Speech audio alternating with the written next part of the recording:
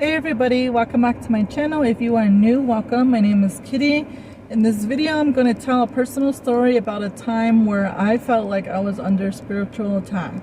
If you guys are interested, please keep watching. So a quick backstory, just to give you an idea of where I'm coming from at this point in time of my life. I grew up drinking at a young age.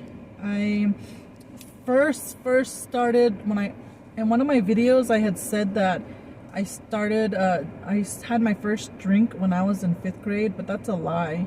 See, you gotta forgive me because I've come from a really troubled past and a bad upbringing and childhood that I tend to block things out of my mind or my memory that sometimes it'll come back to me later. Like, I'll be like, oh, I forgot, and that was the case here because a while back I did a video explaining about my history about drinking, and I said I started at 5th grade, but that wasn't the case because after that I remember that wasn't the first time. The first time I drank, I was like 8 or 9 years old, and that was by mistake. I drank something I wasn't supposed to. I thought it was juice and I drank it, and that was the first time I ever got drunk. My parents could have prevented that by putting their stuff somewhere else. I could have had a better babysitter. You know what I mean? Like, it could have been prevented, but it wasn't. And, no child should have to go through that. You know what I'm saying? But the sad thing about it is that people start very young on the reservations, and it's not good. It is not good. So, in high school, I started drinking a lot. When I got like around 19, when I first started living on my own, it started getting bad. But 21 is like when I was like, I was free to go to clubs, free to go to bars, and it led me, my drinking it got bad, okay? And when I drank, I didn't drink beer. I drank liquor. I like liquor. So you can imagine how like I was pretty bad. With that, there comes withdrawals. Withdrawals were really bad. I didn't know there were withdrawals at the time. I just thought, everybody around me experienced anxiety because I started getting anxiety. This is normal. Everybody else goes through it. There's nothing wrong with me. I remember one day I was really hungover. And I don't know if you guys ever felt a panic attack or an anxiety attack. Worst feeling in the world. You feel as though nothing anybody says or does can help you come out of it. You feel like you have no control over your body. There's different ways to experience it, but for me, speaking for myself, my heart would race. It would race so hard I could feel it, and I can feel it and hear it in my ear because it was thumping so fast and hard. I felt like I was having a heart attack. And that would lead me to panic and get scared. My hands would get sweaty. My hands would shake. My feet, my legs would shake. Like I had no control over it. I would start to sweat, and breathing got difficult. It felt like a car was sitting on me, an elephant was sitting on me. No matter how deep a breath I took, I could not relax.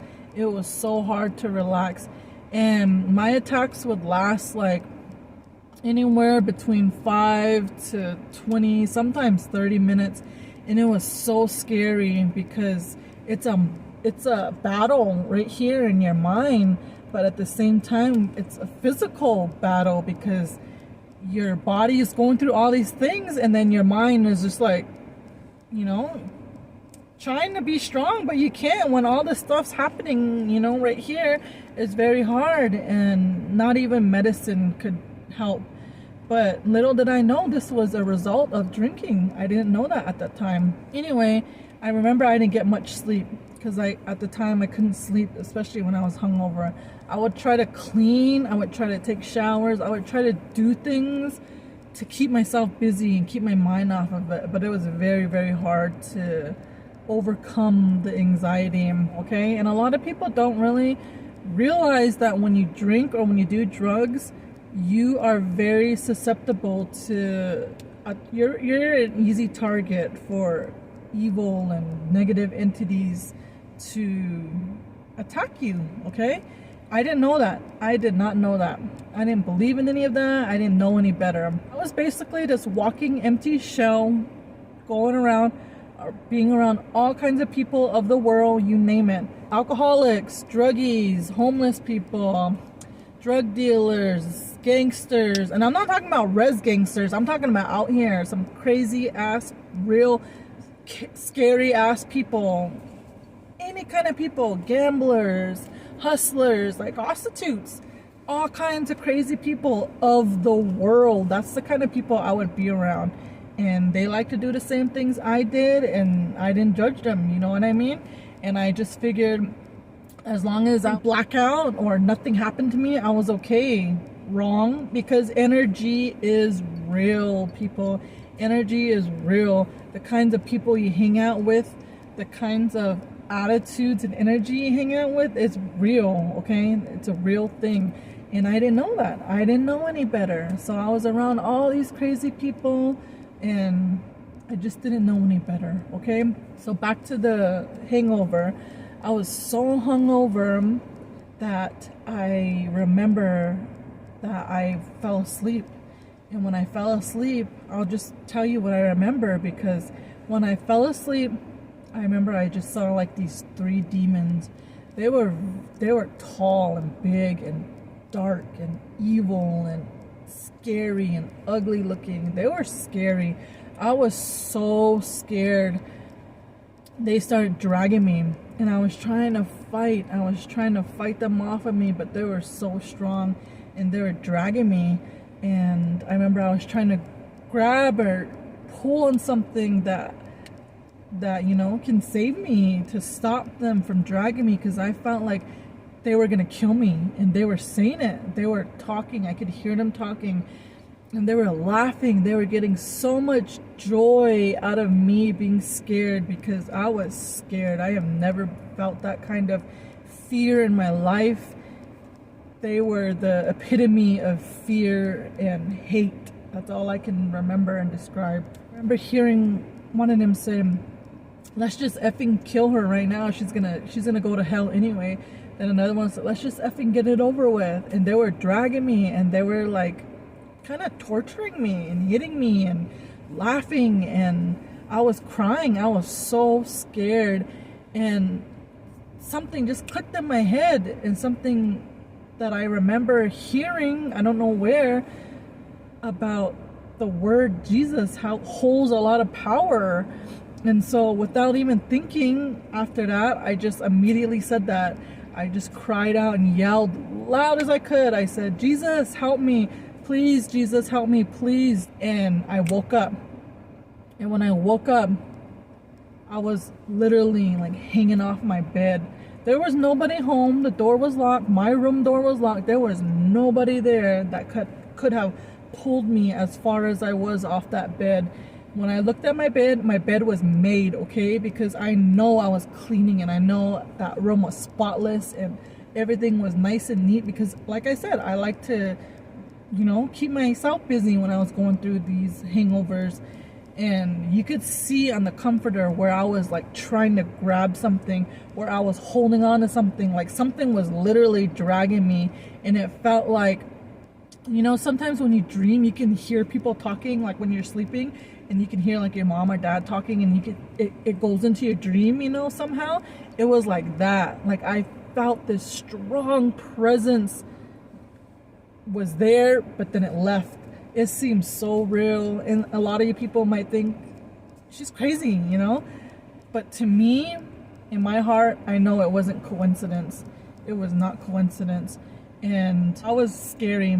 Even though I felt that bad energy leave, that whatever, that evil energy leave, I was still scared, and I was shook, because nothing like that I have never experienced nothing like that. And so I started getting, you know, anxiety. I was already hungover, but I was thinking like, man, like this is crazy, you know? But deep down, that wasn't enough for me to stop. I was very far into what I was doing, but in the back of my mind, I knew God was real, and I knew Jesus is real, and that they're there if you need them, you know what I mean?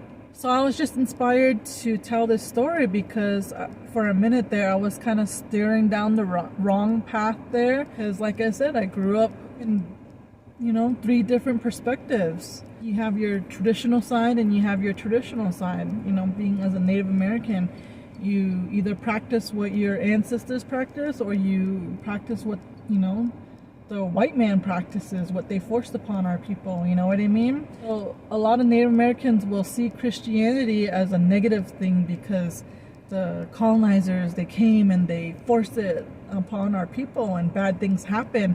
Like with all this boarding school stuff, it all has to tie in with religion because they were religious people. So that's a whole nother story, okay? But what I'm saying is that I think anybody who comes from an ethnic background, they're always going to come in 2 different worlds. You're either going to be a traditional person or you're going to be a Christian person. But for me, I was both. Like, that's where I was at. And so it was very hard for me to, you know, pick. For a minute here, I was going down a crazy path. I was dabbling into some stuff that I wasn't supposed to. And I really felt like a lot of things were falling into place for me, and like maybe this is for me, maybe, you know, like maybe it's not so bad as people, you know, say. I just started watching somebody lately, and I started watching these videos about just some very deep stuff, okay? And it's crazy because the more you know, the more you sound crazy to people. So I will not talk about this kind of stuff with people, so don't even ask. But what I will say is that I am steering back toward God, and I know a lot of my followers probably don't believe in God, and a lot of them are traditional, but I just want to throw it out there, like, read a verse or the Bible and try to, you know, look and see, maybe you'll find something there. For me, when I think back on all the crazy times in my life, God and Jesus, they were always there. And I can't deny that. Anybody struggling with addiction, I encourage you not to give up and to try to overcome addiction, because especially Native Americans, because a lot of non-natives, you know, especially alcoholism and drugs, we have a high percentage of our people dying from this. But non-natives see us, that's all they see us, and we're just becoming another statistic. And I didn't want to be that. I didn't want to be that. I didn't want to give no white man, no Mexican, no Asian, no black person any reason to be like, oh, she's just another drunk native. You know what I mean? We can do better if we really want to. And I encourage anybody battling any kind of addiction to try to get some help, because our people were never battling those kinds of addictions. Those kinds of things were never meant for us. It was brought to us and it was introduced to us, and we opened it with arms wide open, but we don't have to keep doing it. You know what I mean? So I wanted to share this story. I hope you guys like this video. Let me know if you guys want to hear any kind of stories. Drop them down below. We'll see you in the next one. Bye.